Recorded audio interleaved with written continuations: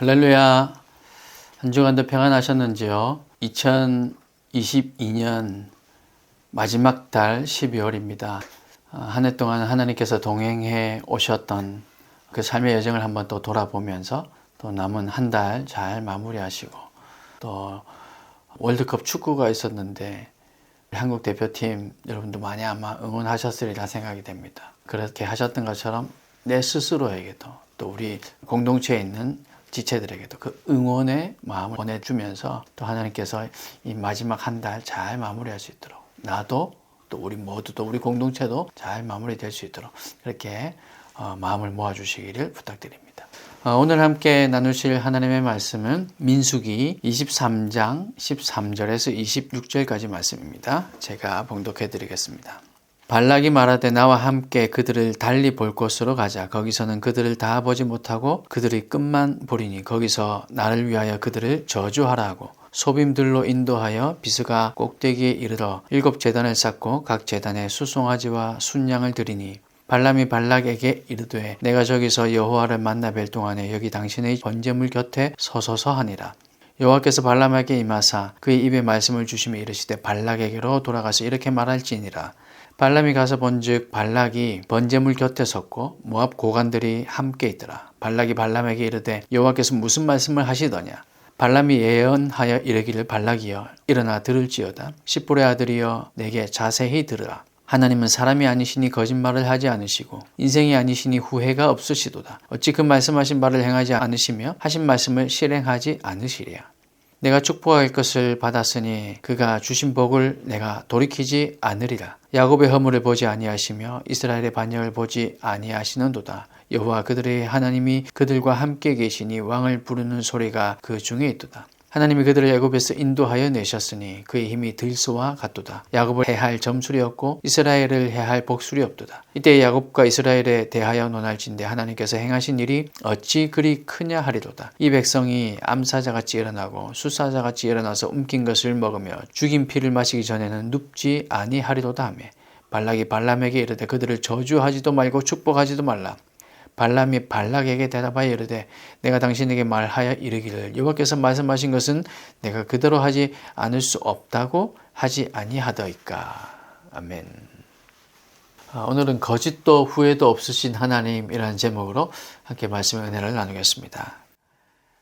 오늘 우리가 읽었던 본문은 모압 왕 발락, 모압의 왕인 이 발락이 발람이라는 선지자, 이 발락, 발람 이름이 비슷하죠. 이름이 비슷해서 사실 읽으면서도 헷갈리게 할 겁니다. 그리고 성경 퀴즈 대회, 성경 문제도 쉽게 출제할 수 있는, 왕의 이름은 발람인가요? 혹은 발락인가요? 이렇게 출제할 수 있을 정도로 이렇게 이름이 좀 비슷해서 헷갈립니다. 아무튼 모압 왕 발락, 발라크라고 하는 건 또 히브리어로 왕이라는 의미를 가지고 있거든요. 그래서 모압 왕 발락은 발람 선지자를 이용해서 이스라엘을 저주하려고 했습니다. 그래서 오늘 이 본문은 두 번째의 저주인데, 두 번째의 이 하나님께 기도하는 내용인데요. 발락이 발람 선지자를 이용해서 이스라엘 백성들을 저주하려고 했던 이유는 무엇일까? 그 이유는 자신의 나라를 지키며 또 동시에 이스라엘을 정복하기 위함이라고 얘기할 수 있죠. 사실 같은 얘기입니다. 자신의 나라를 지키는 것이 또 한편으로 보면 이스라엘 정복하는 것이죠. 물론 이스라엘과 아무런 관계없이 그냥 지낼 수도 있었지만 지금 이스라엘을 보건대 자신들이 지금 이 모압 왕 입장에서는 자기 나라로 가까이 오고 근처로 오고 있기 때문에 전쟁은 불가피하다 이렇게 생각한 것 같고, 그래서 그렇다면 우리나라를 지켜야 되고 자신의 나라 이 모압을 지켜야 되고, 모압을 지킨다는 것은 이스라엘을 정복해야 된다 이렇게 생각하고 있는 거죠. 두 가지 이유라고 볼 수 있지만 사실 한 가지 이유입니다. 22장 우리가 읽었던 본문 그 앞부분에 2절과 3절에 보면요, 이스라엘이 아모리인에게 행한 모든 일을 보았으므로 모압이 심히 두려워하였으니 라고 기록되어 있습니다. 그러니까 사실은 모압이라는 자기 나라를 지키기 위함이고 또 이스라엘을 정복하기 위함이기도 한데, 더 근본적인 원인은 뭐냐면 두려움인 거죠. 지금 모압 왕 발락이 두려움에 사로잡혀 있습니다. 어떤 두려움입니까? 전쟁에서 질 것 같다. 우리나라가 이스라엘이라는 저 민족들에게 이 모압이 점령당할 것 같다. 그럼 뭐 개인적으로는 자기가 죽을 것 같다는 그런 두려움이죠. 사람이 보통의 경우에 두려움이라는 어떤 감정에 사로잡히면 평소에 하지 않았던 생각, 평소에 하지 않았던 행동을 하게 됩니다. 또 반대로 두려움이 아니라 교만이라는 감정에 사로잡혀도 또 그럴 때가 있죠. 아무튼 교만과 두려움 이 두 가지 감정은 이 사람으로 하여금 보통의 인간으로 하여금 평소답지 않은 모습을 드러내는 아주 큰 역할을 하는 것 같아요. 오늘 이 발락에게는 두려움이라는 감정이 이 발락 왕으로 하여금 평소에 하지 않던 행동, 그리고 지금 어떻게 보면 지금 두뇌가 생각하는 것을 지금 멈춰버린 것 같은, 생각을 좀 제대로 하지 못하고 엉뚱한 생각을 하게 만드는 그런 역할을 하고 있습니다. 22장 2절 3절에 보니까 그렇게 모압이 심히 두려워했더니 라고 기록된 걸로 봐서는 분명히 두려움이라는 감정이 이 모압 왕 발락에게 사로잡혀 있는데, 아모리 왕 시혼을 이기고 이스라엘 백성들이요, 그리고 모압까지, 즉 자신의 나라까지 다다른 이 이스라엘을 보니까 두려움, 그러니까 겁이 덜컥 난 거죠. 어떡하지? 저 이스라엘을 이길 힘이 없을 것 같은데? 아니, 저 아모리 왕, 저 시혼이라는 저 왕을, 아모리라는 나라를 이긴 거 온 거 보니까 야, 우리나라도 점령당할 것 같은데? 라는 생각을 지금 하게 된 겁니다. 그래서 겁이 난 발락이 취한 행동이 무엇이었을까요? 자신의 힘으로 감당할 수 없다는 것을 깨닫는 그 순간 그는 미신을 의지합니다. 그가 발람이라는 점술가를 찾아내고 불러서 이스라엘을 이기려고 합니다. 그렇게 한 이유는 이스라엘의 뒤에 이스라엘이라는 나라를 지키고 있는, 이 민족을 지키고 있는 여호와라는 신이 있다는 소문을 들었거든요. 그래서 그 여호와라는 신, 이거는 인간 대 인간의 전쟁이 아니라 이거는 영적 전쟁 혹은 신들의 전쟁, 뭐 이렇게 생각한 것 같습니다. 이스라엘을 저주하기 위한 첫 번째 시도에 이미 한번 실패한 이 발락은 점술가 발람을 이끌고 다른 곳으로 장소를 옮깁니다. 지금 발락이 한번 해보고 안 됐으면 이게 아닌가 보다 할 수도 있을 텐데 지금 포기하지 않는 거죠. 이게 문제를 뭔가 찾습니다. 분명히 내가 저주하려고 했는데 이번에 실패했던 이유가 장소가 좀 좋지 않았던 것 같아. 지금 이렇게 생각한 거죠. 13절 말씀해 보니까 나와 함께 그들을 달리 볼 곳으로 가자. 거기서는 그들을 다 보지 못하고 그들의 끝만 보리니 라고 모압 왕 발락이 지금 얘기합니다. 이 말로 미뤄볼 때 발락은 이스라엘 백성을 저주하려고 했던 그 시도가 실패했던 이유는 장소 때문이다. 혹은 이스라엘 백성들과의 어떤 시각적인 차이, 어떤 거리의 차이, 뭐 이런 정도로 지금 파악하고 있는 것 같아요. 그래서 다른 장소로 옮겨가지고 이스라엘 백성들 전체 모습이 아닌 일부만 보게 되면 그러면 이스라엘의 세력이 약해 보이니까, 이스라엘 지금 60만 대군, 그러니까 200만이 넘는 그 엄청난 인구 전체를 보이는 곳이 아닌 그 중에 일부만 보이는 곳에 가서 거기서 제사 지내면 그러면 되지 않을까, 지금 이렇게 생각한 거죠. 그렇게 된다면 돈에 팔려온 이 점술가 발람이 세력이 약해 보이는 이스라엘을 저주해 주지 않을까, 되지 않을까, 이렇게 믿었던 겁니다. 인간적인 생각에 사로잡혀 있는 모습이죠. 인간적인 방법으로 지금 어떻게 하려고 하는 거죠. 자신의 노력과 돈과 지식으로 지금 이길 수 있을 것이다. 이겨야만 한다라는 착각에서 지금 헤어나오지 못하고 있는 모습을 볼 수 있습니다. 사랑하는 여러분, 우리도 이럴 때가 있지 않을까요? 사실 뭐 발락과 발람의 이런 모습들은 우리 일상생활에서 뭐 누구를 저주해 달라 혹은 뭐 사주해서 막 이렇게 뭐 이렇게 미신을 믿듯이 그렇게 하지는 않지만, 근데 사실 이 핵심적인 내용, 이 본질적인 내용들을 살펴보면 우리도 이럴 때가 있는 것 같습니다. 다른 사람들이 보기에는 신앙생활을 잘하고 있는 것 같은데 사실 내가 내 스스로를 볼 때 정말로 그런지 그것은 하나님과 자신만 알 수 있는 거겠죠. 모압 왕 발락은 비록 신앙인은 아니었지만 어쩌면 신앙인보다도 더 여호와를 믿는다고 표현하기는 어렵겠지만 여호와를 인정하는 사람이었습니다. 이스라엘의 뒤에 있는 그 여호와라는 신, 저 신을 이겨야 되는데 라고 지금 생각하는 거죠. 그러니까 여호와 하나님, 그 신을 인정하고 있는 사람이었습니다. 그래서 그는 여호와라는 신을 어떻게든 이겨보려고, 아니면 설득해보려고 지금 시도를 하고 있는 거죠. 물론 잘못된 시도죠. 신앙인이 아니기 때문에, 이 발락 왕은 신앙인이 아니기 때문에 여호와라는 그 이름, 하나님은 들어서 그가 알고 그걸 인정하고 있을지 몰라도 그는 신앙인이 아니기 때문에 생각할 수 있는, 시도할 수 있는 그런 오류를 지금 범하고 있는 겁니다. 발락에 비교해서 내 모습은 어떨까요? 우리도 하나님을 알고 있습니다. 그리고 우리는 발락과는 다르게 하나님을 믿습니다. 예수 그리스도를 믿잖아요. 발락이 인정하는 것과 같은 그런 믿음이 아니라, 저 여호와라는 신이 대단해 라고 이렇게 인정하는 정도의 믿음이 아니라, 나의 구세주로, 나의 구원자로, 온 세상의 창조주로 우리는 하나님을 믿고 있습니다. 그런데 안타깝게도 발락처럼 우리는 하나님을 조정하려고 할 때가 참 많이 있습니다. 물론 어느 누구도 감히 입 밖에 난 하나님을 조정할 수 있어 라고 얘기는 하지 않습니다. 하지만 내가 기도하면 하나님의 축복을 끌어낼 수 있을 거야. 내가 간절히 원하면 어쩌면 내가 지금 정말 싫어하고 날 괴롭히는 저 사람 저주도 할 수 있을 거야. 이렇게 믿으면서 신앙생활을 했던 그런 어리석은 때가 우리에게도 아마 있었을 겁니다. 그러나 우리가 믿는 하나님은 결코 우리의 어떤 노력에 의해 좌우되는 분이 아님을 우리는 기억해야 합니다. 내가 어떤 공을 많이 들이고 정성을 많이 들인다고 해서 하나님께서 거기에 넘어와서 우리의 기도에 응답하시고 우리의 간구에, 우리의 부탁에 그렇게 하나님께서 들어주시는 것이 아니라는 거죠. 그래서 우리는 하나님께서 주시는 말씀을 붙들고 기도하며 하나님께서 하나님의 뜻대로, 하나님의 시간에, 하나님의 방법대로 하실 것을 우리는 믿고 의지해야 할 것입니다. 우리의 경험이 쌓인다고, 우리의 정성이 가득 찬다고, 그런다고 되는 것이 아니라 하나님의 때가 되어서, 하나님의 시간이 되어서, 하나님의 뜻에 합당하기 때문에, 이것이 하나님의 방법에 부합하기 때문에, 그래서 하나님께서 일하시는 것. 그래서 우리는 그것을 믿고 의지해야 합니다.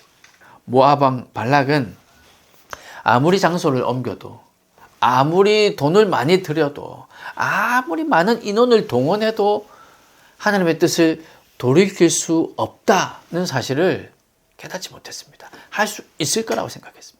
오늘 우리가 두 번째지만 세 번째까지 가잖아요. 네 번째도 합니다. 이방 신인 바알을 섬기듯이, 이방 신이었던 그모스를 섬기듯이, 돈의 신인 맘몬을 섬기듯이 그냥 그렇게 하나님을 대했기 때문에 그는 결국 하나님을 대적하는 자리에 서게 되고, 민수기 조금 몇 장 뒤로 넘어가면 이스라엘 백성들이 행음하게 되는, 바알볼 사건을 일으키게 하는 그런 죄를 범하게도 됩니다. 오늘 저와 여러분은 발락을 통해서 깨달을 수 있기를 원합니다. 하나님은 우리의 생각대로 움직이는 분이 아니시고 오히려 우리가 하나님의 뜻에 의해서 움직여야 한다는 사실을 우리는 깨달아야 됩니다. 뉴 에이지라고 부르는 많은 이들 가운데 그런 풍토가 뭡니까? 결국 내가 생각하는 대로 된다는 거잖아요. 여기저기 모든 곳에 다 신이 있다는 거잖아요. 여기 어떤 이 사물에도 신이 있고 저 태양에도 신이 있고, 그리고 내가 생각만 하면 이루어질 수 있다. 여러분, 결코 그렇지 않습니다. 하나님의 뜻에 의해서 움직인다는 거예요. 우리의 생각대로 되는 것이 아니라는 겁니다. 그래서 우리는 우리의 생각을, 우리의 마음을 늘 하나님께 초점을 맞춰야 되는 거죠. 그래서 그 하나님의 마음을 알 때, 그 하나님의 의도하심을 알 때, 하나님의 뜻을 알 때 우리는 그 뜻에 합당한 대로 기도할 수 있게 되고, 그러면 그 기도가 응답되는 것이죠. 그래서 우리는 이것을 믿고 하나님의 뜻을 구해야 할 것입니다. 그래서 우리는 끝까지 하나님의 뜻을 알기 위해서 말씀을 읽어야 되고, 말씀을 들어야 되고, 말씀 우리 마음에 새겨야 되고, 그리고 기도해야 하는 것입니다. 여러분, 한 주간도 하나님의 뜻에 우리를 맞출 수 있는 저와 여러분 될 수 있기를 주님의 이름으로 축복합니다. 장소를 옮긴 이 발락은 처음과 마찬가지로 번제단을 쌓고 제물을 드립니다. 그리고 발락, 이 왕이 발람 선지자를 기다립니다. 이 점술가를 기다리죠. 조마조마하는 마음으로 기다렸을 겁니다. 본문에 기록된 발락의 모습을 보면 마치 하나님의 처분만 기다리고 있는 것 같습니다. 발람이라는 그 제사장, 선지자, 점술가 어떻게 부르든 그 발람을 올려 보내놓고, 그리고 자기는 그 제단 밑에서 초조하게 하나님 뭐라고 하실까? 저 여호와라는 신이 뭐라고 하실까? 이렇게 처분만 기다리고 있는 거죠. 그래서 하나님께서 저주하시기만 하면, 다른 말로 표현하면 하나님께서 말씀하시기만 하면 자기가 이길 거라고 믿고 있는 거죠. 여러분 좀 이상하지 않습니까? 그냥 하나님을 대적하는 이방신을 섬기는 왕입니다. 모압에서 섬기는 그 이방신을 섬기는 왕이에요. 그런데 하나님께 지금 제사 드리게 하고, 그 하나님께서 말씀하시면 그 하나님 이길 수 있다. 어떤 해결책을 얻을 수 있다. 지금 이렇게 생각해요. 앞뒤가 맞지 않는 모습입니다. 여호와를 대적하기 위해서 여호와의 뜻을 묻고 있는 형국이죠. 물론 여호와를 대적하기 위해서가 아니라 어떤 해결책을 달라고, 좀 살려달라고 이렇게 해석할 수 있지만, 보세요. 이스라엘 백성들을 저주하라고 하잖아요. 저주.